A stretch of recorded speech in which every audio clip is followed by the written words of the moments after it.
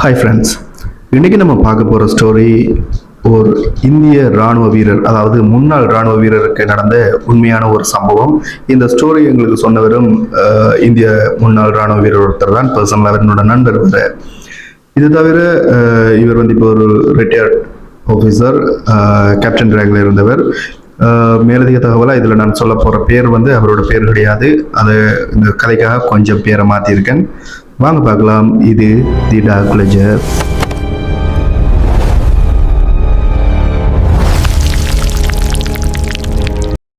அது 1999ஆம் ஆண்டு லடாக் எல்லை. கிட்டத்தட்ட கடல் மட்டத்தில் இருந்து 15,000 அடி உயரத்தில் இருக்கிற ஒரு சிறிய சோதனை சாவடி, அதாவது கண்காணிப்பு சாவடி, சென்ட்ரி பாயிண்ட். அந்த இடத்தோட பெயர் வந்து பாயிண்ட் 405. அங்கே இருக்கிற மிகவும் கடும் குளிரும் எந்நேரமும் வீசும் உறைவெளி காற்றும் மனிதர்களை கிட்டத்தட்ட உயிரோடு உறைய வைக்கும். அங்கே புதிதாக பணிக்கு சேர்ந்தவர் தான் தமிழகத்தைச் சேர்ந்த வீரர் சூர்யா. சூர்யாவுக்கு அந்த ட்ரைனிங் பீரியட்லேயே இங்கே போகிற இடம் வந்து கிட்டத்தட்ட தெரிஞ்சிட்டு இந்த இடத்துக்கு தான் போகிறோம்ன்றது. அந்த சமயத்தில் அவரோட சீனியர் ஆஃபீஸர்ஸ், சார்ஜென்ட், அவர் வந்து ஒரு சில கதைகளை சொல்கிறார். இந்த கதை, அதாவது அவர் வந்து அந்த சார்ஜனும் வந்து ஒரு தமிழக வீரர் தான். அதால் வந்து இப்போ சூர்யாவுக்கு வந்து சொல்கிறார், இப்படி ஒரு சில சம்பவங்கள் இருக்குன்னு சொல்கிறார். அந்த கதை கொஞ்சம் சூர்யாவுக்கு நம்பும்படியா இல்லை. அதை தவிர அது கொஞ்சம் விசித்திரமாக இருந்திருக்கு. முக்கியமான கதை இது வந்து அவர் வந்து சொன்னது ஒரு 4-5 கதை கிட்ட சொல்லியிருக்கார். அதாவது அமானுஷ்யம், ஆவிகள் சம்பந்தமான கதை. இதுக்குள்ள ஒரு தீவிரவாதி ஆவியோட கதையும் அவர் சொல்லியிருக்கார். அந்த கதையை நாங்கள் இன்னொரு ஸ்டோரியில் பார்ப்போம். இதில் கொஞ்சம் வித்தியாசமாக தெரிஞ்ச ஸ்டோரி வந்து 1965ஆம் ஆண்டு நடந்த போரில் மரணம், அதாவது எதிரி நாட்டு படையோட சண்டை பிடிக்க மரணம் அடைந்த ஹவில்தார் விக்ரம் சிங் என்ற ஒரு சிங் இராணுவ வீரரை பற்றியது. அவர் வந்து ஹோபரில் இருந்த ஒரு இராணுவ வீரர். அவரை பற்றின கதை வந்து கொஞ்சம் இவரை யோசிக்கவும் வைக்குது. ஏன்னா விக்ரம் சிங் வந்து இறந்த பின்னர் மற்ற ஸ்டோரிஸ் வந்து கொஞ்சம் வித்தியாசமாக இருக்கும். அதில் வந்து இந்த விக்ரம் சிங்கோட ஸ்டோரி வந்து எப்படி இருக்குமெண்டா, அவர் வந்து இறந்த பின்னரும் தன்னோட தாய்நாட்டை காக்கிறதுக்கு அந்த பகுதியில் உழவுவதாகவும் துப்புக்கள் கொடுக்கிறதாகவும் வந்து பலர் வந்து நம்பினோம். அதாவது இந்த ஸ்டோரியை சொன்ன சாஜன் வந்து அவரை பார்த்ததில்லை. ஏன்னா அவர் வந்து பெருசாக பேசப்பட்டு வெளியில் போனது கிடையாது. அவரோட டியூட்டி அந்த மாதிரி. இப்போ அதில் நான் டியூட்டிஸை வந்து பெருசாக நாங்கள் வெளியில் சொல்லலை, அது ரகசியம் காக்கணும்ன்றதுக்காக எனக்கு வந்து அந்த ஸ்டோரியை நிறைய எக்ஸ்பிளைன் பண்ணவர். அப்போ நான் இதை இங்கே மறைக்கணும்ன்ற தேவை கிடையாது. இது தமிழ்நாட்டை சேர்ந்த நண்பர்களும் பார்ப்பீங்கன்றதால நான் இந்த ஸ்டோரியை கொஞ்சம், அதாவது உண்மைத்தன்மையை நான் வெளியில் விடாமல் கொஞ்சம் மறைச்சி தான் இந்த ஸ்டோரியை சொல்கிறேன். அப்போ சூர்யாவுக்கு வந்து வேலைக்கு சேர்ந்து முதல் நாளே நள்ளிரவு பணி, அதாவது சென்ட்ரி காவல் காக்க வேண்டிய பணி கிடைக்குது. கிட்டத்தட்ட அதுக்கு வந்து ஒவ்வொரு ஷிஃப்டாக மாறி ஒரு 6 மணி நேரத்துக்கு ஒருக்கா ஒவ்வொருத்தர் வந்து சென்ட்ரி பாயிண்ட் பார்க்கணும். அதுலேயும் ஒரு சில ரெகுலேஷன்ஸ் இருக்குது. இப்படி தான் இருக்கணும், அதுக்கான வர சேஃப்டி ரெகுலேஷன்ஸ் என்ன, அதோட சமிக்ஞைகள் என்ன, அதாவது விசில் சமிக்ஞையோ லைட் சமிக்ஞையோ அது போல் ஒரு சில விஷயங்கள் இருக்குது. ஸோ என்ன நடக்குதுன்னா, சூர்யா வந்து சென்ட்ரிக்கு வரார். முதல் நாள்ன்றதால கொஞ்சம் உற்சாகத்தோட வந்து நிற்கிறார். ஆனால் அவருக்கு வந்து அங்கத்திய தட்பவெட்ப சூழ்நிலை, அதை வந்து குளிர் வந்து பெருசாக ஒத்து வரையில. ஏன்னா அந்த மைனஸில் இருக்கிற குளிர் வந்து கிட்டத்தட்ட சொண்டுகளை எல்லாம், உதடுகளை எல்லாம் வெடிக்க வச்சிடும். அது தவிர உடம்புல வந்து முள்ளுவலால் குத்துறது போல ஒரு வலியை ஏற்படுத்தும். எனக்கு ஒரு இராணுவ வீரர் அதை தாங்கித்தான் ஆகணும், அது அவரோட கடமையும் கூட. சூர்யா வந்து கையில் இன்ஃபாஸ் ரைஃபிள், அதாவது இந்தியன் ஆர்மி மெயினாக யூஸ் பண்ணுற ஒரு ரைஃபிள் வந்து இன்ஃபாஸ். அந்த இன்ஃபாஸ் ரைஃபிளோட வந்து அவர் அந்த பனிமுடிய மலைச்சிகரங்களை, அதாவது லடாக் எல்லைன்றதால மலைகள் கொஞ்சம் இருக்கும், அதாவது மலைப்பகுதி எல்லா நபர்கள் டியூட்டிஸ் போட்டிருந்தாங்க. அப்போ அந்த பைனாக்குலர் வழியாக, அதாவது அந்த தொலைநோக்கி என்று சொல்லிடுறது பைனாக்குலர், தூர இடங்களை பார்க்குற, ஏரியில் பார்க்குற ஒரு கருவி பைனாக்குலர் வழியாக வந்து பார்த்து கொண்டிருக்கார். அப்போ நிலவோட வெளிச்சத்தில் அது வந்து எப்படி அவர் டிஸ்கிரைப் பண்ணுறாருன்னா, அந்த பனிமலையெல்லாம் கிட்டத்தட்ட அந்த பிணங்களை அடுக்கி வச்சா, ஒன்றுக்கு மேலே ஒன்று அடுக்கி வச்சா அப்படி இருக்குமோ கிட்டத்தட்ட அதை போல, அதாவது வெள்ளை போர்வையை போத்திய பிணங்கள் போல தெரிகின்றது. அப்போ இவர் கேஷுவலாக பார்த்து கொண்டிருக்கார். கிட்டத்தட்ட இவங்களோட சென்ட்ரி பாயிண்ட் எப்படி இருக்குங்கன்னா, ஒரு 300-400 மீட்டர் தள்ளி தான் அடுத்த ஒரு சென்ட்ரி பாயிண்ட் இருக்கும். இவர் வந்து ரிப்போர்ட் பண்ண வேண்டியது ஒவ்வொரு சென்ட்ரி பாயிண்ட்டுக்கும் ஒவ்வொரு பெருசாக அந்த இடத்துல பிரச்சனைகள் வரது குறைவுன்றதால அப்படி இருக்காங்க. அதாவது இவங்களோட எல்லை வந்து பிரிச்சு 500 மீட்டருக்கு ஒருக்கா ஒரு பேரியரா போர்டரா பிரிச்சிருக்கும். அதாவது ஒவ்வொரு செக்யூரிட்டி ரேஞ்சில் இது செக்யூரிட்டி லெவல் 1 செக்யூரிட்டி லெவல் 2 அப்படின்னு பிரிச்சிருக்கு. இவர் வந்து நின்றது செக்யூரிட்டி லெவல் 2 இருக்கிற பாயிண்ட்ல. இவருக்கு முன்னுக்கும் ராணுவ வீரர்கள் இருக்கிறார்கள், இவருக்கு பின்னுக்கும் இருப்பார்கள். இது ஒரு சென்டர் பாயிண்ட் சொல்லலாம். அப்போ அதாவது இது தவிர என்னென்னா இவங்களோட சூப்பர்வைசர்ஸ் மீன்ஸ் அவங்க வந்து கொமாண்டர்ஸ், அவங்க வந்து அடிக்கடி அந்த சென்ட்ரியை வந்து நோட்டம்ன்றது பார்க்கறது வழக்கம். கிட்டத்தட்ட இவங்க இருக்கிற வந்து புது சோல்ஜர்ஸ்ன்றதால இவங்க வந்து அவங்களோட வேலையை சரியாக செய்கிறாங்களான்றதை வந்து பார்க்கறது வழக்கம். கொமாண்டர்ஸ் இல்லாட்டா கொமாண்டர்ஸோட அசிஸ்டன்ஸ், இவங்க வந்து என்ன ரேங்கில் இருந்தாலும் இவர்களோட அசிஸ்டன்ஸ் அந்த முறையில் அவங்க வந்து பார்க்க அதை வந்து ரிப்போர்ட் பண்ணி தானே ஆகணும். ஸோ வந்து சூர்யா வந்து நள்ளிரவு 2 மணிக்கு இப்படி பார்த்து கொண்டிருக்கிறார். கேஷுவலாக எல்லாமே நார்மலாக இருக்குது, எந்த ஒரு பிரச்சனையும் இல்லை, நார்மலாக இருக்குது, பார்த்து கொண்டிருக்கார். திடீர்னு ஒரு கொஞ்சம் தூரத்தில் அவற்ற பேரியர் சென்ட்ரிக்கு உட்பட்ட ஒரு தூரத்தில் ஒரு நிழல் அசைகிறது போல இருக்குது.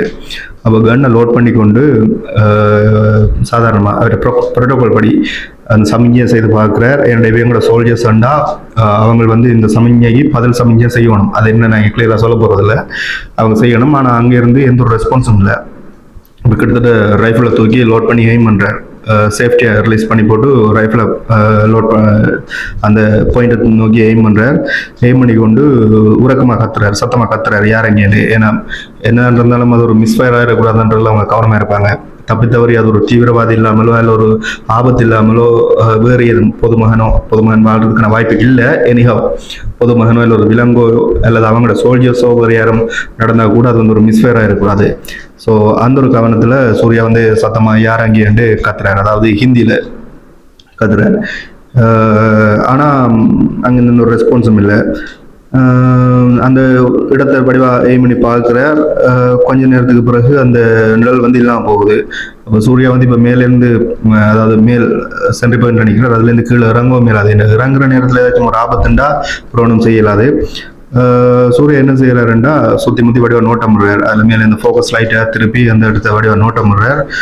சடனாக பார்த்தா சூர்யாவுக்கு பின்னால் இருந்து ஒரு கனமான காலடி சத்தம், அதாவது பூட்ஸை தாண்டி அதை விட கொஞ்சம் வெயிட்டான ஒரு பூட்ஸை போட்டு நடந்தால் எப்படி இருக்குமோ அதை போல் அந்த பனியில் நடக்கிற கிரிச் என்ற ஒரு சத்தம் வந்து கேட்குது. சூர்யா அந்த சத்தம் கட்ட இடத்த சடனாக திரும்பி பார்க்குறார். அங்கே பார்த்தா ஒரு பழைய காலத்து இராணுவ உடை அணிஞ்ச, அதாவது அந்த ஹோப்ரல் ரேங்க் மென்ஷன் பண்ணப்பட்ட பழைய காலத்து இராணுவ உடை அணிஞ்ச வீரர் ஒருத்தர் நின்று இருக்கார். ஆனால் அந்த பனிப்பொழிவிலையும் சாதாரணமாக ஒரு மனுஷர் வந்து ஒரு சேஃப்டியான உடுப்பு போடாமல் அதில் இருக்க இல்லாது. பட் எனிஹவ் வந்து அந்த பனிப்பொழிவிலையும் வந்து அவர் தலைக்கவசம் எதுவுமே அணியாமல் நிற்கிறார். அவருடைய முகம் வந்து கூட கொஞ்சம் மங்களாக தான் தெரியுது. சூர்யா வந்து ஆஸ் பர் ப்ரோட்டோகால் அவர் வந்து ஜேர்னி ஐடியா காட்டுன்னு சூர்யா கேட்குறாரு. அண்ட் அதை பார்க்க அந்த காலத்து உடுப்பு மாதிரி இல்லை. பட் எனிஹவ் அது யாருன்னு தெரியல தானே. அப்போ கேட்க அந்த உருவம் வந்து மேலே சொல்லுது, அது கொஞ்சம் வித்தியாசமான குரல்ல, தம்பி இந்த பக்கம் ஜாக்கிரதையாரு, எதிரிகள் கீழே உள்ள பள்ளத்தாக்கு வழியாக வாராங்கண்டு. அப்போ சூரிய குழப்பம் அணிஞ்சு எந்த பள்ளத்தாக்கு, அங்கே யாருமே இல்லையாண்டு ஃபோக்கஸை அங்கே திரும்பி பார்த்துக்கொண்டு யாருமே இல்லைன்னு ஃபர்ஸ்ட் டேன்றதால அவருக்கு வந்து கொஞ்சம் கன்ஃபியூஸ், யாரோ என்னவோன்றது. ஏன்னா இராணுவோட நிற்கிறார். ரெண்டு பார்த்து போட்டு திரும்பி பார்க்க அந்த உருவம் அங்கே இல்லை, மறைஞ்சிட்டு. ஆனால் அங்கே இந்த காலடி அவர் நடந்து வந்த அடையாளங்கள்லாம் அப்படியே இருக்குது. திரும்பி போனதுக்கான அந்த காலடி பூட்ஸ் வந்து திரும்பி போனதுக்கான எந்த ஒரு அடையாளமும் இல்லை. அப்போ சூர்யா கொஞ்சம் பயம் வந்துட்டு இவர் வந்து கெஸ் பண்ணுறாரு, ஒருவேளை சார்ஜன் சொன்ன இதாக தான் இருக்குமோன்றதை கெஸ் பண்ணிக்கொண்டு உடனடியாக தன்னோட கமாண்டராக இருந்த ஆரியன் அவருக்கு வந்து தகவலை சொல்ல ஆரியன் வந்து உடனே இவரை சூர்யாவை திரும்ப கூப்பிட்றாரு. அந்த சென்ட்ரிக்கு என்னோட ஆளை மாற்றி போட்டு கமாண்டர் வந்து சொல்கிறார், இவன் வந்து அவரை இது வரைக்கும் கண்டதில்லை. அவர் வந்து ஒரு பழைய புகைப்படத்தை எடுத்து சூர்யா காட்ட சூர்யாக்கெல்லாம் வியர்த்து போகுது அந்த குளிர்க்கையும். ஏன்டா அதில் இருந்த முகம் வந்து சூர்யா பார்த்தா அதே முகம். அப்போ ஆரியன் வந்து எக்ஸ்பிளைன் பண்ணுறார், இவர் தான் ஹவில்தார் விக்ரம் சிங். இவர் ஒரு கோபுரல். இவர் இறந்த பிறகும் கூட ஏதாச்சும் ஆபத்து வர்ற நேரத்தில் புதுசாக வர வீரர்களுக்கு எச்சரிக்கை கொடுப்பாருன்னு நாங்கள் கேள்விப்பட்டிருக்கோம்ன்ற ஆரியன். ஆனால் இது வரைக்கும் நாங்கள் பார்த்ததில்ல இப்படி ஒரு சில சம்பவம். இதுக்கு முன்னும் இருந்த பெட்டாலியன்ஸ் இருக்கேக்க, அதாவது டீம் வந்து ஒருக்களை மாறிக்கொண்டிருக்கோம் இருக்கேக்க இப்படி சொல்லியிருக்காங்க. இவங்க வந்த அப்புறம் நடக்கிற ஃபர்ஸ்ட் இன்சிடென்ட் இது அவர் சொல்கிறார். சொல்லி போட்டு சூர்யாவை கொஞ்சம் ஆசுவாசப்படுத்தி போட்டு பழையபடி அவரை சென்றைக்கு அனுப்புறார்.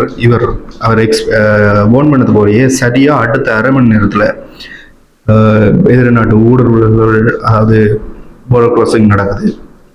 அந்த பள்ளத்தாக்கு வழியாக அவர் விக்ரம் சிங் சொன்னாரோ அதே போல நடக்குது. இவர் வந்து சூர்யாவும் வந்து கொஞ்சம் தயாராக இருந்ததால, அதாவது இந்த விக்ரம் சிங் போன் பண்ணது போல அவரோட உண்மையாக இருக்கலாம்ன்றதுல அந்த நேரத்தில் தயாராக இருந்ததால அந்த சூர்யாவும் அதோட அங்கே இருந்த மற்ற பெட்டாலியன் டீமும் சேர்ந்து அந்த தாக்குதலை, அதாவது அந்த ஊடுருவலை முறியடிக்கணும்.